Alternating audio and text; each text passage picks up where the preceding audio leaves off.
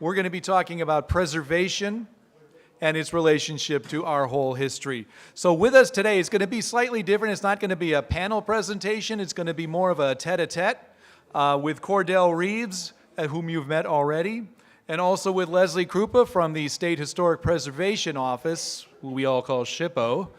And they are going to sort of present a series of questions to each other about historic preservation, about landmarks preservation, some of the things that really are face-fronting for all of our New York residents who might have interests and curiosities into historic houses, historic preservation, and such. So I'm going to ask for Cordell to come on up. He's going to say a few words, and then we're going to get together with this little conversation for this afternoon.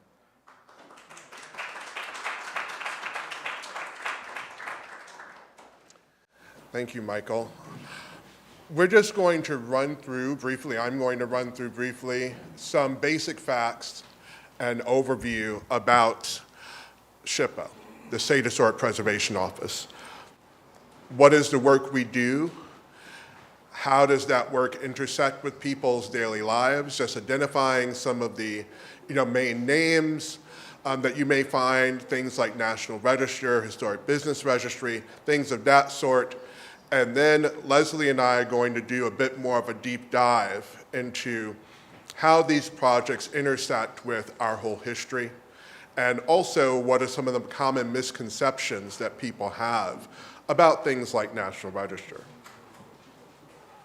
So National Register of Historic Places. For most of us, somewhere in our communities, there's a listed property that has gone through the process to be recognized on the National Register. And there are a lot of misconceptions about what that means. I mean, almost on a monthly basis, if I'm talking to a member of the public about National Register, they will say, I heard this in a meeting 2 weeks ago that I was sitting in, where someone said, well, we don't want to go through the register process, we don't want to be listed because then we won't be able to update our bathroom, we won't be able to paint our houses.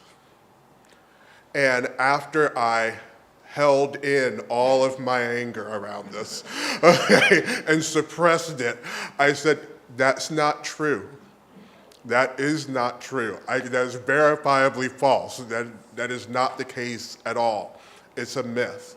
There are National Register listed historic districts and structures all over New York. They are award-winning projects that are adaptive reuse projects that are giving a building a new life. The State Historic Preservation Office reviews federally funded and state-funded projects, but we're looking to help owners do things correctly to preserve the historic fabric for generations going forward. The New York State Historic Business Registry is a relatively new program. It's only a few years old. And it gives a way for local elected officials to nominate businesses for listing on the registry. It's purely an honorific program. A business has to be 50 years old and make a case for having contributed to the fabric of that neighborhood in some way, shape, or form. So it is really a way for elected officials to recognize people in their local communities who have been doing great work. And most of these businesses that are listed are small, family-run operations that have been passed down from generation to generation. Environmental Protection Fund, a great resource for historic properties that are looking to update or looking to restore, looking to rehab. They can apply for these funds, and we can work with them to provide that support, even when it comes to purchasing and acquiring properties in some cases. Certified local governments. So at the local level, communities can control the character of their neighborhood. They can go ahead and work with SHPO to make sure that they're creating rules and regulations that are acceptable, and then they can help shape the character of their neighborhood so they don't lose all of their historic fabric, they don't lose all of their historic property to overdevelopment. Historic tax credits. There's a financial benefit to doing things right. There's a financial benefit to preservation that has a huge impact in New York State. And we'll get into that more during our conversation. And Leslie's contact information, because she's the expert, I am not. So if you have questions about the National Register, if you have questions about how SHPO conducts its work, you should talk to her. And at this point, I'm going to join her at the table, and we're just going to have a conversation, and we're going to welcome your comments, suggestions, and questions at the end. So let's start off with National Register, because I feel like that's the thing that people ask about the most. Thank you. Microphone. What an interesting concept. That's the thing that people talk about the most. It's the thing that I get the most questions on, even though I'm not a preservationist, I'm a museum person. Whenever I encounter someone, it's, oh, you work with SHPO, you know, how do I get on the National Register? Am I eligible? Or if I do it, will I forever be ruined by not being able to, oh, more microphones. Or will I forever be ruined by not being able to make any alterations? So can you walk us through the process a little bit? So these are the questions that we also get in our office a lot. A large portion of our day is folks and explaining to them how the National Register and some of our other programs that intersect with the National Register work. So I'm just curious, taking a poll of the crowd, how many of you have heard of the National Register? Okay, majority. And then how many of you are familiar with the process? 1, 2, okay, great. That's why we're here, good. So really, the National Register process starts with the community. It starts with you. And generally, this comes out of a lot of work that's been put into an idea, community work. It could be, you know, a family who has done research on their house, a certified local government that's interested in a district, whatever it may be. But usually by the time they reach out to us, they have a pretty good idea of what it is that they want to nominate to the register. So I would say the first thing is to really kind of give that some thought if you haven't already. This is getting a little ahead of myself, but one of the myths that people have is that if a building or an archaeological resource is old, it automatically is eligible. Unfortunately, that's not the case. So our office will review eligibility with whomever contacts us. There's kind of 2 main buckets of the National Register. One is individual nominations, which would be an individual building. Occasionally we'll see a subset of buildings, but on one property. And then there's districts. The way we treat those is rather different, and I'm going to kind of talk a little about both today. But really the first thing to do, but whether it's a district or an individual resource, is to call our office. We have a staff of about 8 people, give or take, and we split up the state into territories. So if you go to the QR code or the email or the address up here, there you can see a map that will then, you know, this map up here will tell you who in the county is your contact person. However, since I'm here today, feel free to call me or send me an email, and then I can put you in touch with your territory rep. So when we have that initial conversation, we're going to ask for your thoughts on the property. What makes it significant to you or to the community? General things like the age, if you know any history. And then we will usually ask you to submit more information in our database system, or even emailing it with pictures. If it's nearby, we may go take a site visit. And we really just start working with you to initiate the process.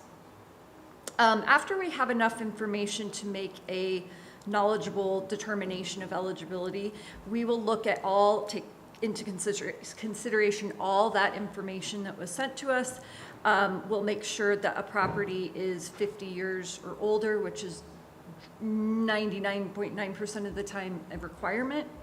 And then we will also look at the, I don't want to say condition of the home, but integrity of the home or building or district in terms of, does this property represent the history on which we're saying it's significant for? And we're also looking at how that property meets the criteria of the National Register, which I can get into a little bit more. From that point on, if the site is eligible, we may take a site visit or we may recommend a survey for a district. And then it's the sponsor's responsibility to prepare a nomination. This is also where people get confused, just because they will think that if they just tell us they want to be on the registry, we add it to the database and boom, it happens. It's actually a much longer process than that. The nomination, it really depends on the type of property, how long it will take, but it does require research and really good arguments for why the property is eligible. We will work with the sponsor near the end of, when there's a draft pretty much ready. The draft does not need to be anywhere near done, but we'd like to see that, and then we can start working with the sponsor on revisions and having a conversation about what might need changed. That can sometimes take a couple of months, if not longer, just depending on our workload and how soon the sponsor is moving along as well. Once we have that working draft, we take it to the State Review Board, which meets 4 times a year. If they approve it, it's then listed on the state register, and at that point, we will send it to the National Park Service, who list it on the National Register, barring any changes that they suggest to us. And how do you see that process changing, or does it change at all? Has the research focus changed at all when it comes to incorporating our whole history and trying to make the National Register listings reflect the demographics of New York State? That's a really good question and why we're here. So one of the main things that we are looking at with our whole history is old nominations that may be decades old. They may date from the 70s, 80s, even 10, 15 years ago, where we're looking at them with the lens of how do they actually represent our whole history? And in a lot of cases, a surprising amount of cases, they hardly mention some of the most important history that you would now associate with a site. So for example, the Greenwich Village district in Greenwich Village had barely any information on LGBTQ sites, buildings, any of that context was missing from the original nomination. And so we felt it appropriate to revise that nomination somewhat in the same sense as I described. It still has to go to the State Review Board, it still goes to the National Park Service, but a lot of these initiatives are coming from within or with partners that we already have, and working to accurately represent those histories in a way that is, much, much more appropriate. And if someone was to use a National Register documentation, National Register nomination as a research document, for example, as a secondary source, it's now up to date and has a lot more of that information. And the research aspect of this is extremely important because, that's being listed as an area of significance now. So if a researcher is going to that document and they're looking for, through our database system, for things associated with African American history, Black history, those keywords, or LGBTQ, whatever the case may be, those keywords will now be associated with that nomination in a way they wouldn't have been prior to the amendment being done. Exactly. And my understanding is that we actually have some folks, I think some interns that are dedicated to going through the database and just ensuring that, actually I think Medaya might do this, is going through and ensuring that those categories are put in there, whether or not there's been an amendment or not, but just so that we can search better and that the public can search better and have access to those old nominations. And potentially contact us and say, hey, look, this old nomination is problematic or it's missing information, and then starting that conversation with us. Because we're happy to, this is our jobs. We rely on the public to let us know about a lot as well. And in addition to the amendments, there have also been some new listings or relatively new listings that have come down the pike also that, reflect a more diverse history, more diverse story. Absolutely. So I actually pulled a couple I wanted to talk about because they also get into some of the funding opportunities that will be relevant here. So one National Park Service, who oversees the National Register program, also has grant programs that we use a lot or refer people to. One of them is the African American Civil Rights Grant. These are grants that are specific to the African American civil rights from 1619 through today. So it's actually very broad, and there's so many resources out there that still could take advantage of this grant and use that to document structures, do surveys, hire researchers, hire consultants to specifically resulting in a National Register nomination, which then opens up more funding via grants or via tax credits. So one of them that was most recent, it was in 2022, it was the Built Academy in Buffalo. It was also known as Public School 92, and this was an important part of the civil rights movement in the, I believe it was 1973 to early 80s was the period of significance. And this particular building was notable because it's where they implemented a Black-centric curriculum focusing specifically for Black children and the needs of African American students. That was active up until 1983, and it received an African American Civil Rights Grant to document all of this and resulted in a National Register nomination that was listed in 2022. And this one, I think, was nominated for 2 areas of significance. It was education and social history, specifically the African American history associated with it. And this is a way that this process can be used to illuminate different types of movements, because the Build Academy is associated with the Black Power movement. That's where this thinking and this focus on this Afrocentric curriculum is coming from. Right, so you also have places that might recognize a specific event. So, Summer of Soul concert. Have any of you heard of the Summer of Soul concert? Marcus Garvey Park. That went through the process of being listed. And one of the main areas there is not just the association with Marcus Garvey, but it's also the association with the Summer of Soul as this major event in local Black history that people, maybe they know about if they saw if they were there, or if they saw the documentary which came out a couple of years ago.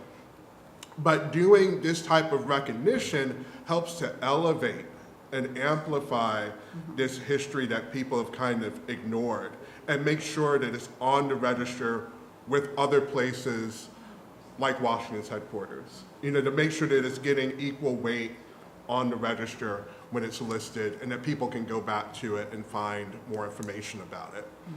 So if someone has, hypothetically, if someone has a structure in their community, maybe they know it's listed, maybe they looked at the listing, and they say, oh, that doesn't talk about any of the things that I know about this structure. Could someone from the public initiate an amendment, and what does that process look like? Sure. So that's a really good question, and it's one that we're actually hoping to get more folks contacting us, for that exact reason. Absolutely, members of the public can and usually are the ones that initiate new register nominations or amendments. A lot of times we'll see friends groups or other, groups of people, but essentially public groups or individuals contact us. So the first step would be to reach out to your National Register representative and we will then usually take a look at the nomination, so please be patient because we'll want to review that and then maybe come back and have a more in-depth conversation about what it is that is missing and really start that building that relationship so that we can go forward with a nomination or an amendment in a way that is going to fully capture the history of the site, but also in a way that fits the National Register criteria. So it is something that we have to kind of stay in the bounds of what the National Park Service requires. It does have to meet these certain criteria, but the good thing about that is it doesn't have to meet more than one, and it can meet more than one. So it really is whatever's appropriate. And I feel like in some ways, the criteria is hopefully shifting a little bit. Campbell's raising her hand. What are the criteria? I will get to that in a minute. Let me finish the good question. Questions at the end, please.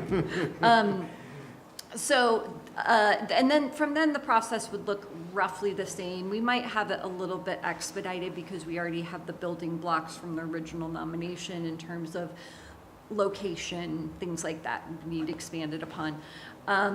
Sometimes folks have the money or resources or time to hire a consultant to put a nomination together, and other times they choose to do it themselves or with volunteers, and we can really kind of jump in and help guide depending on each situation. But I will take this chance to talk about the criteria.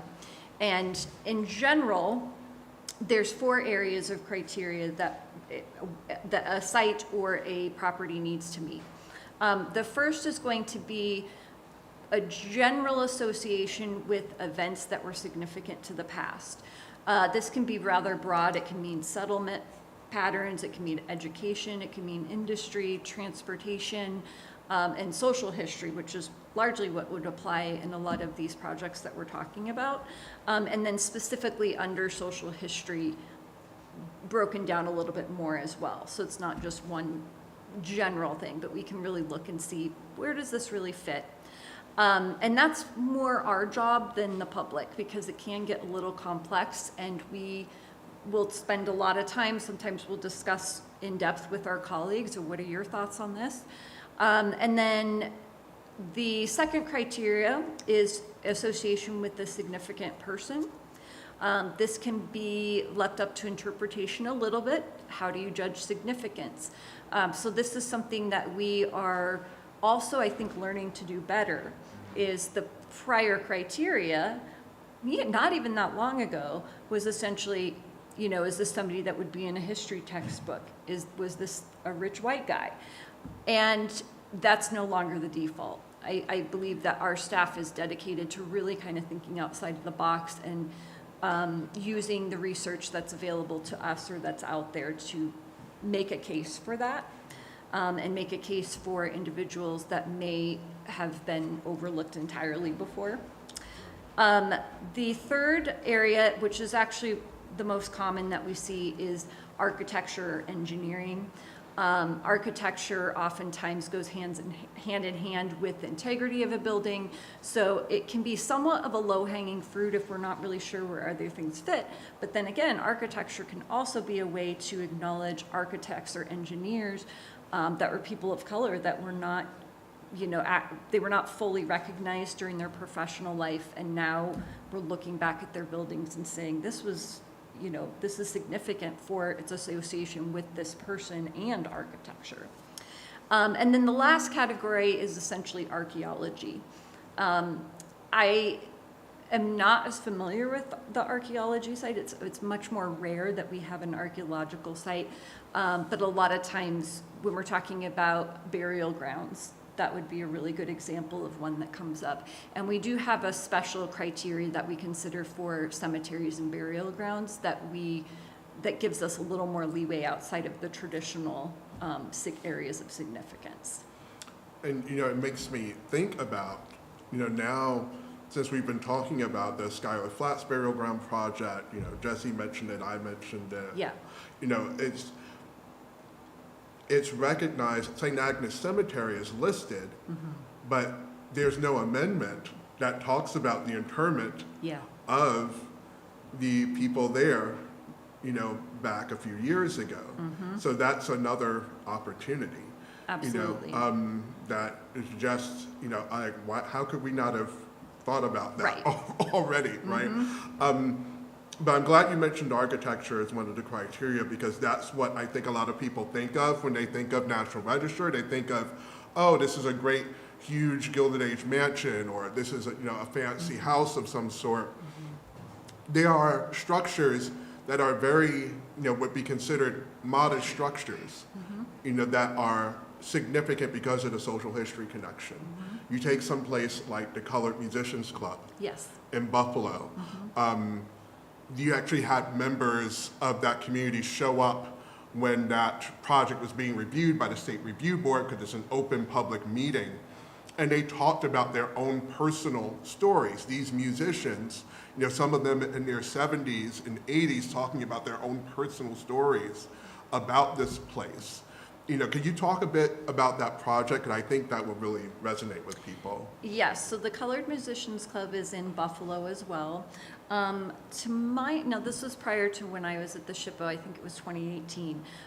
So I'm not recalling if it was funded by our office or an outside grant, but they are able to access tax credits and are undergoing a rehabilitation of the building now because of that listing. So the Colored Musicians Club was a National Register nomination 2018. It was significant for two reasons. One was as being one of the oldest continuously operating African American musicians clubs in the country, and it was also an early African American union of musicians.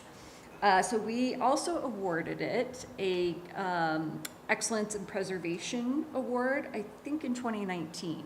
So they did an amazing job with the restoration, and like I said, the listing of that property now, not only is it an honorary title of saying this is, we have recognized this property at a national level, but it opens up opportunities that are tangible for the ongoing preservation and capital projects on that building. And it's being interpreted as a museum space, or at least portion of it is being interpreted as a museum space. So you can walk into a place where, Charlie Parker, Coltrane, Billie Holiday performed, and not just performed, but hung out. Yeah. So after they were performing other places, they just hang out, do a set, have a drink, chill with each other. All of these things. This was their space. And to get a feel for that now is in part, because of the register. The register listing opened the door for funding, which opened the door for them to rehab the space, which means that now people can go there and visit and learn and enjoy and know about the economic development piece, with musicians forming their own union because they were being mistreated and not allowed into white unions, and also people coming there, performers coming there to spend time with each other in a relaxed environment where they know they would be safe and welcome. So it has layers to it. It doesn't just begin and end with this honorific title listed in some files. This has a domino effect that will allow a community to have more access and learn more about that particular type of history. I think we should open up the floor for a few questions at this point. Just to see, we have some questions. Okay, we got to see 3 hands. Okay. That's We could good. just wait a moment for, we're going to have a microphone coming around so that everyone online can hear it too.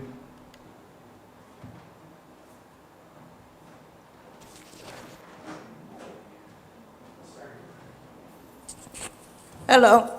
Hello. First of all, thank you so much for the information and also for this particular day here. It was very interesting and informative, and I have been enjoying it.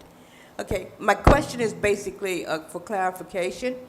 A building being landmarked or registered, is there a difference? Oh, good question. I don't think we really got into that. So there's different levels and different types of landmarking. And it can be very confusing, even for some of us in the profession, because at a local level, they might all be different as well. So the National Register program is administered by each state. So each state has an office called the SHPO, and they're responsible for administering that program. Like Cordell said, National Register does not come with automatic restrictions to the property. It's usually the way that the National Register was initially conceived is somewhat as a planning tool for protecting sites from state and federal undertakings. So you can't just bulldoze through someone's neighborhood without us looking and seeing what historic resources are there. But a lot of times there's confusion between the National Register and then local historic districts, which can be very common. Sometimes they'll overlap, but our program does not have anything to do with local zoning ordinances or local boundaries for a district that the municipality has selected. However, we can sometimes find them useful, you know, of saying, well, the community says a boundary is here, we can contact them and find out why, and then if we're going to do a National Register district, we can see, you know, see what makes sense or maybe what doesn't make sense. And then each community does have their own ordinances that pertain to their local districts. So I would suggest if there's any confusion about a specific property and where it's located, reach out to the municipality and they can explain more how that works in that community.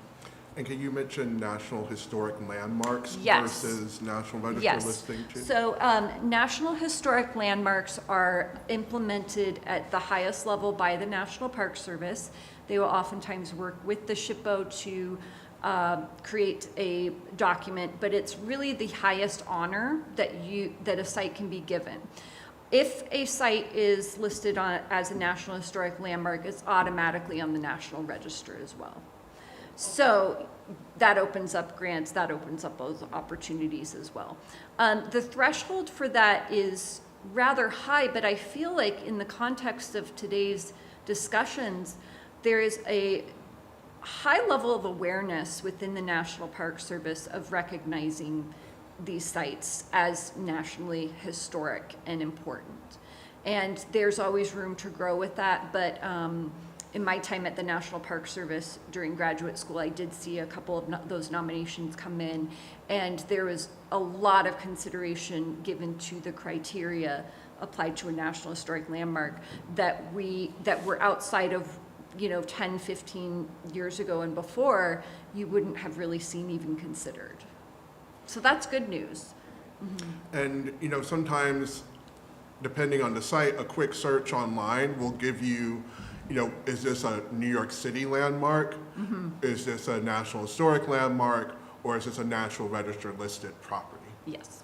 You know, so sometimes that will just pop up if you search the address, and if it has a proper name associated with it, you can do that too. There were two other questions, two other hands I saw.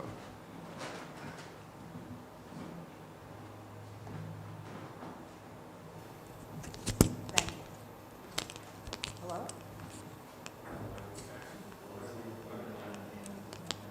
Oh, okay. I'm talking to the antenna instead of the microphone. You were here.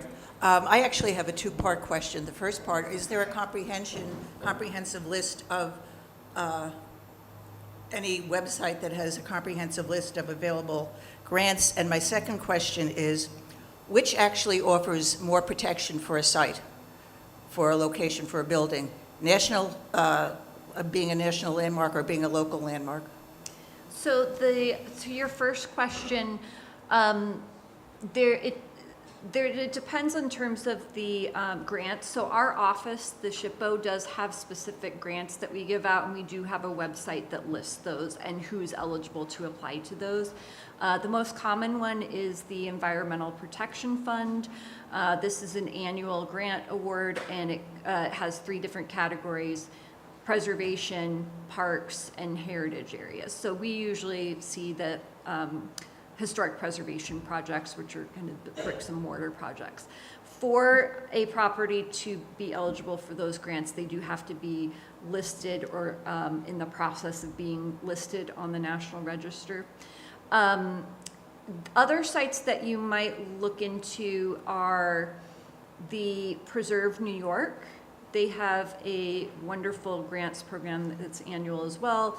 They fund a lot of cultural resource surveys that usually end up in a National Register nomination and are really helpful for districts. In fact, I have 2 communities I'm working with right now on that receive Preserve New York money to do a reconnaissance survey, and that will end up in a National Register nomination next year. But also you can always reach out to your staff, and if you're thinking of a specific site, we can then kind of direct you in a more accurate way in terms of if it's a cemetery versus maybe a maritime resource, or if the EPF grants, the Environmental Protection Fund grants might apply. We can look up and see if a property is listed or eligible, or is in the process of being listed.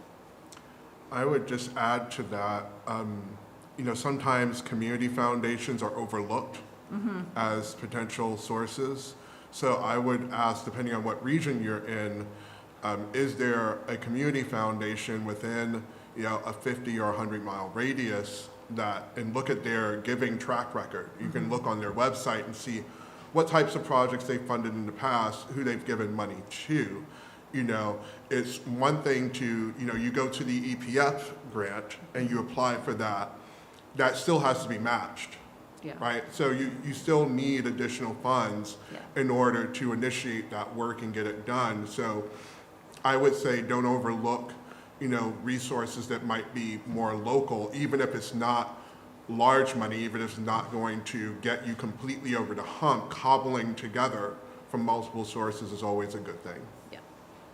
What about the second question? So second, Which one actually offers better protection? they're the same protection level. So I don't want to get too in the weeds about how the process works according to historic preservation law, because number one, it will bore a lot of you, and number two, it can be complex. But I'll try to kind of summarize how it works. So under federal and state preservation law, if a project has any funding, permitting, or licensing from a federal or state agency, it comes to our office for review. Our archaeologists will review any kind of ground disturbance, and then our staff in the National Register unit will review for potential historic resources that are nearby. When we look at that, we are looking for properties that are already listed as a National Register property or a National Historic Landmark. And we're also looking at properties that may be eligible for one of those. And if we deem that this project may have an impact on any property that's eligible or listed, it goes to our technical department, who will then review what's being proposed and start a mitigation process to come up with common solutions for potential adverse effects to the resource. So that being said, that's going to be kind of the level of protection that we're talking about. It's going to always be initiated from the presence of a state or a federal agency. Otherwise, we don't need to see a project. So if you had let's say Phillips Manor had private money and they didn't need any kind of permitting to do something, our office wouldn't even need to see it, regardless of its status. Does We that would answer your want question, to. or did I make it more confusing? Okay. We're in a location where we've had buildings torn down that might have been in historic significance. In the first thing that pops into my mind, we had beautiful murals here, and the building that had one of the Richard Haas murals was torn down. So there might be a handful of reasons for that. One would be if there wasn't state or federal involvement, it wouldn't come to our office to review. It might be locally listed, in which case it should go to, the local historic commission, but our office wouldn't have anything to do with that. But you also had said earlier, there are really no, unless I misunderstood, if somebody wants to, for example, we use Phillips Manor Hall, somebody wanted to paint this purple. They could do that if it was going, I know. That's actually, it's funny you mentioned that because that is one of our jokes is if people want to do polka dots on their building, the National Register is not going to stop that. Yes, the local landmarks usually hold more teeth than the National Register. So we had one question there, we had another question here. Okay.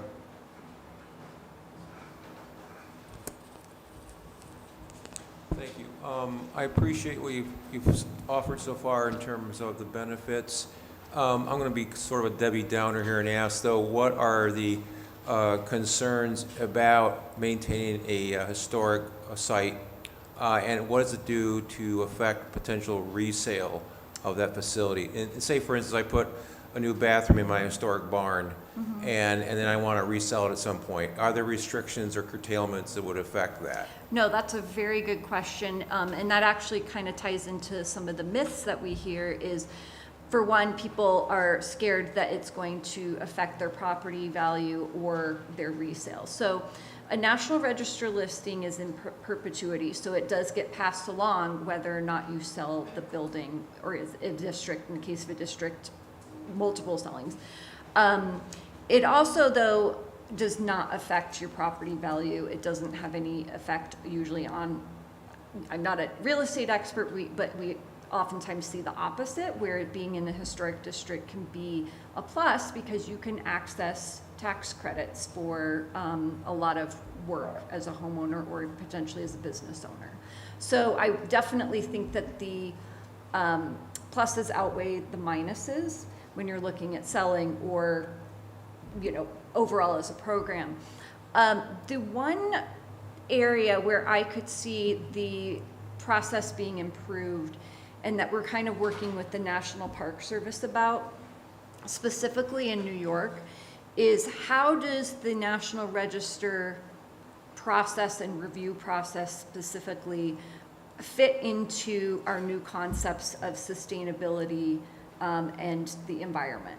So for a long time, I mean, it is true that the greenest building is the one that's already there, but for a long time, I think our concepts of what constitutes green was a little more limited than what we consider them now. And so we use the Secretary of Interior standards set by the National Park Service when we are doing a review of a project. And personally, I do think that those can be updated and, you know, should be more reflective of what the targets for New York State has. And that's ongoing, but it is something that I see a immediate need for with the program. However, that's a little bit out of our hands, so call your reps and let them know.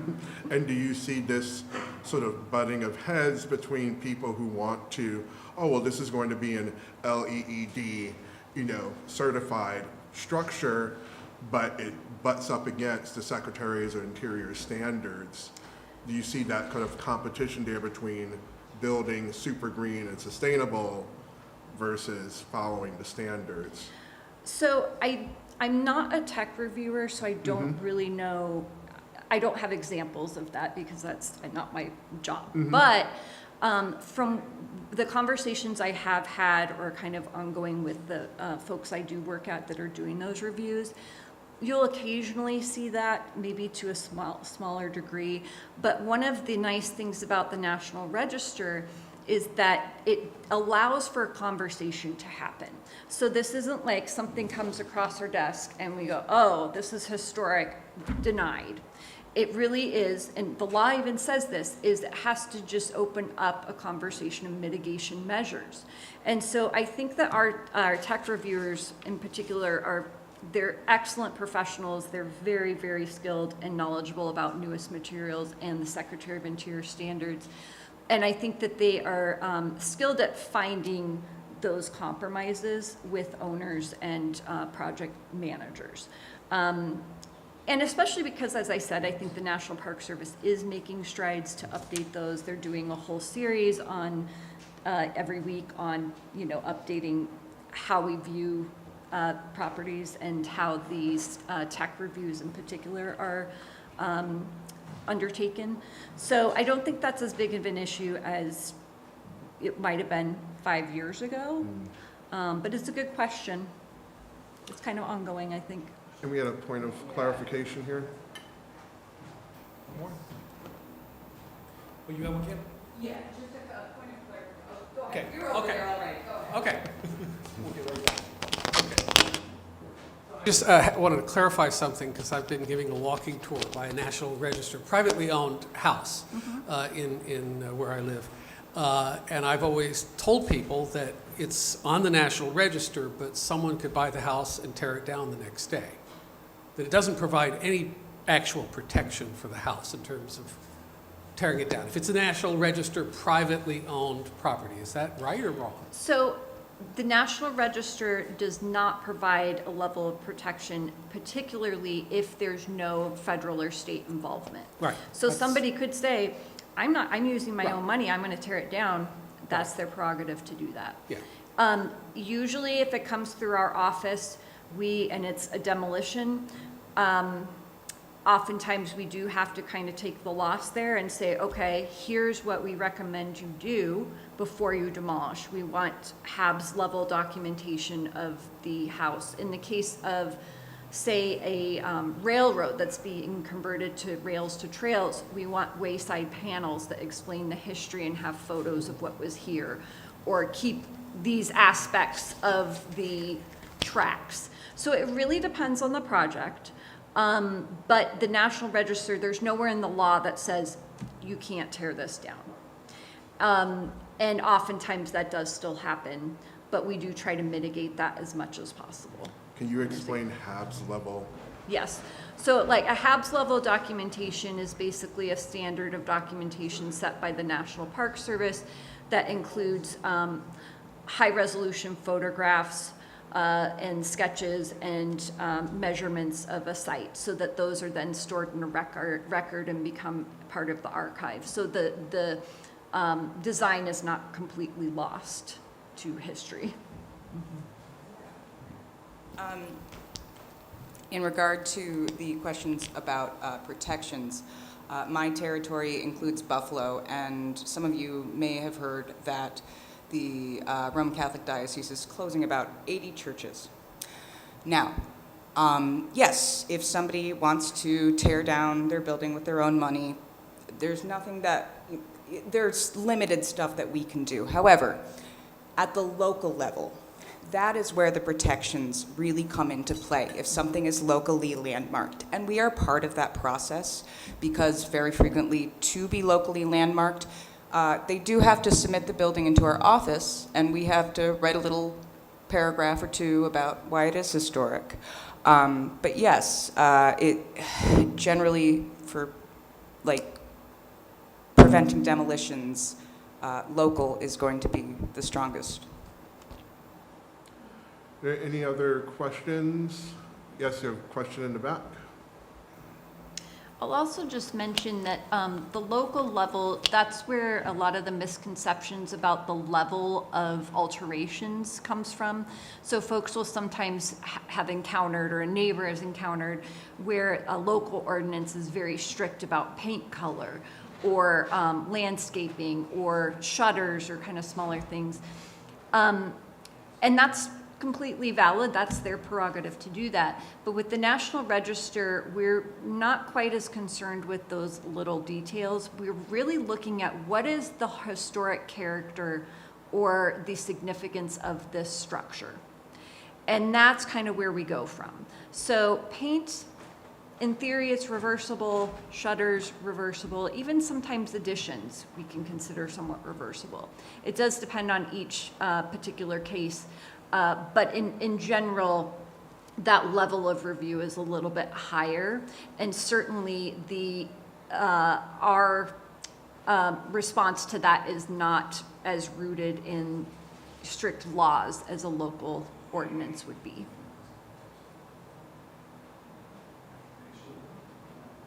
So I just have a quick question, and I apologize that it's a completely superficial one. Why is Onondaga County kind of attached onto to Section EC there? It's such a little outlier on that. Is why is there a reason why Onondaga is considered part of that zone as I will opposed to say that another? we are a little short-staffed right now. So if you know of anybody that wants to come work at the SHPO, tell them to check out the New York State Jobs website. We're often hiring in our different divisions and units. But that is just simply because of how we balance out our territories. And Aaron has Syracuse, which is rather busy territory. So we kind of evened it out with the Mohawk Valley. Oh, Yeah. From back here, I couldn't agree that Yeah. it's associated with specific people on there, so I thought it was just a designation of like zone. No, yeah, sorry. This is just how we divide our territories here.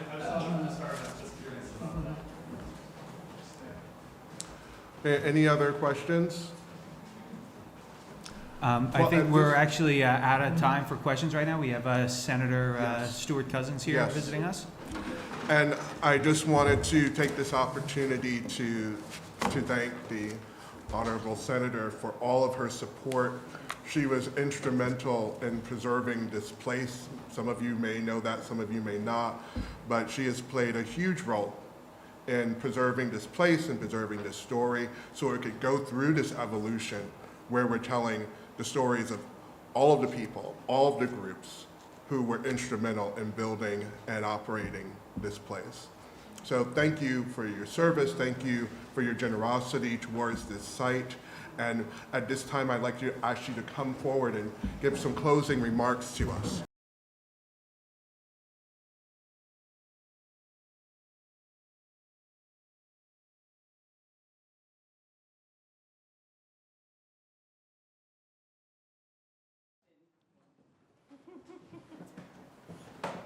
You know, I'm so excited, really, to come to Phillips Manor Hall any chance I can.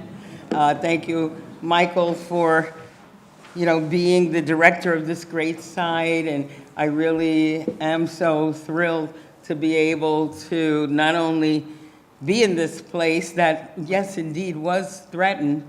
I remember when I first got into city government in 1992, the state was considering closing this and other sites because it was in a state of disrepair, because people weren't coming, because at that point they didn't understand the value of a site such as this to our history and why it should be preserved.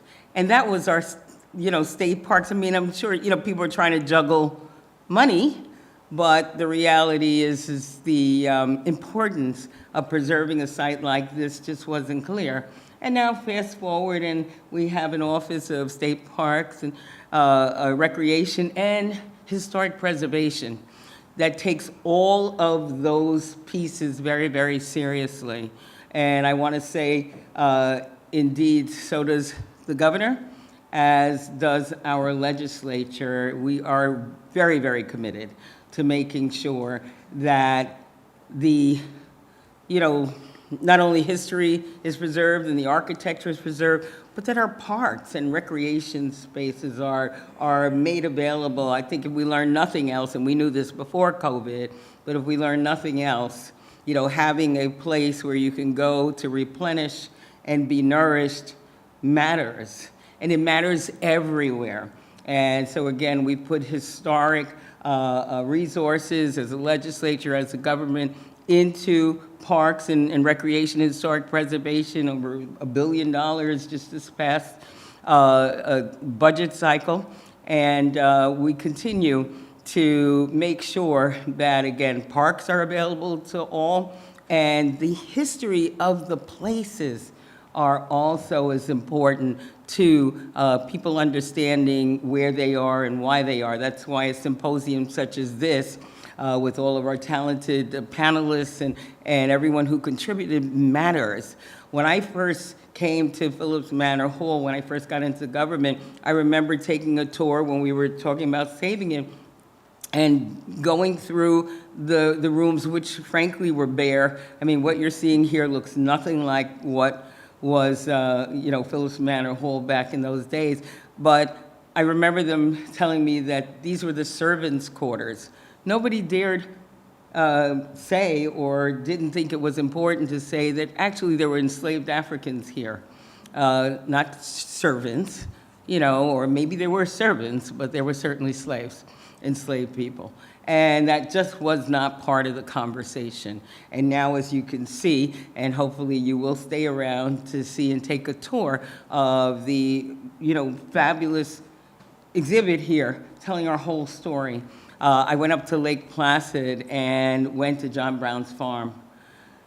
Extraordinary. I'd heard about it, you know, remember the song, John Brown's body smoldering in the grave, and, you know, didn't.